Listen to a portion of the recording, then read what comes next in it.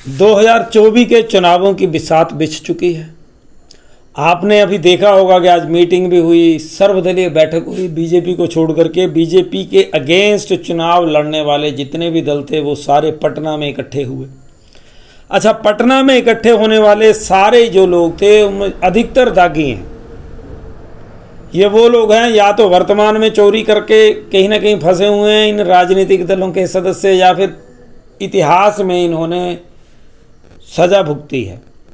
लालू प्रसाद हो या कांग्रेस से हो या आम आदमी पार्टी हो, पूरी लिस्ट है, 15-16 राजनीतिक पार्टियां हैं। और सबसे बड़ी बात है कि इनका एजेंडा देश के लिए कोई नहीं है।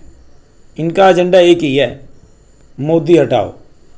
ममता बनर्जी कोशिश तो कर रही हैं कि वो इन सबको कन्विंस कर पाएँ कि मुझे प्रधानमंत्री का कैंडिडेट डिक्लेयर कर दो, लेकिन ऐसा शायद ही हो, क्योंकि लालू प्रसाद यादव समेत बहुत सारे लोग ऐसे बैठे हैं, नीतीश कुमार जी भी उस लाइन में हैं, जिनकी इच्छा है।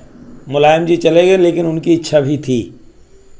तो ये सारे लोग अपनी इच्छा पूरी करने के लिए बैठे हैं, देश के लिए करने के लिए बैठे हैं, ऐसा नहीं कह सकते।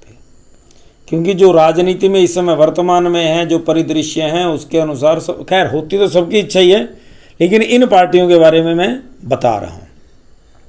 साथ ही साथ एक और चीज़ का हमें ध्यान रखना होगा, साधारण जनता को, कि हमने पिछले 9 सालों में, यानी अगले साल हो जाएंगे 10 वर्ष, तो 10 वर्षों में इस शख्स और इसकी सरकार द्वारा किए गए महत्वपूर्ण कामों को ध्यान में रखना होगा। कई जगह पर ऐसे भी हैं कि इनके जो भारतीय जनता पार्टी के जो कैंडिडेट हैं वो नालायक हैं, बहुत सारे मंत्री भी हैं वो नालायक हैं। लेकिन जनता को समग्र विचार करके वोट डालनी होगी, चाहे वो बीजेपी को डालें चाहे अन्य दलों को डालें, लेकिन आप इस तरीके से वोट डालिएगा कि आपको अपने फैसले पे पछतावा ना हो। दूसरी बात, आप जिसे भी वोट दें, जाति या धर्म को सामने रख कर के वोट ना दें। हाँ, ऐसा पूरा माहौल है कि जो हिंदू मुस्लिम हो जाएगी, क्योंकि जो अपोजिशन पार्टीज हैं, जैसे कांग्रेस है, कांग्रेस कर्नाटक में आई तो धर्म परिवर्तन के संबंधित जो कानून था उसे बदल दिया गया। रिजर्वेशन मुसलमानों के लिए, उसके ऊपर भी काम हो रहा है, और कई चीज़ें हैं।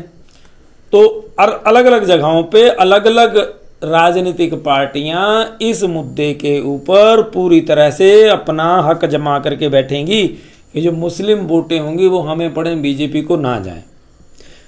तो अब ये देखना बड़ा महत्वपूर्ण होगा कि ये जो हिंदू मुस्लिम की इस समय बिसात बिछी है, इसमें हिंदू किसके साथ जाते हैं, क्योंकि हिंदुओं में भी कहीं ना कहीं असंतोष कई चीज़ों को लेकर के है।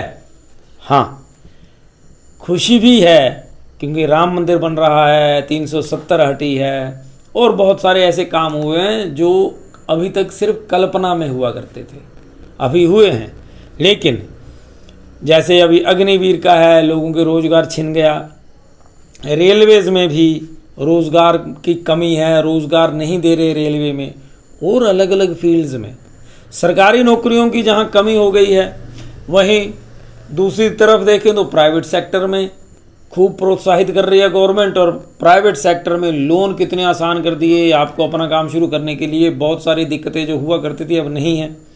ये सब देखना होगा हर उस शख्स को जिसने 2024 में वोट देनी है।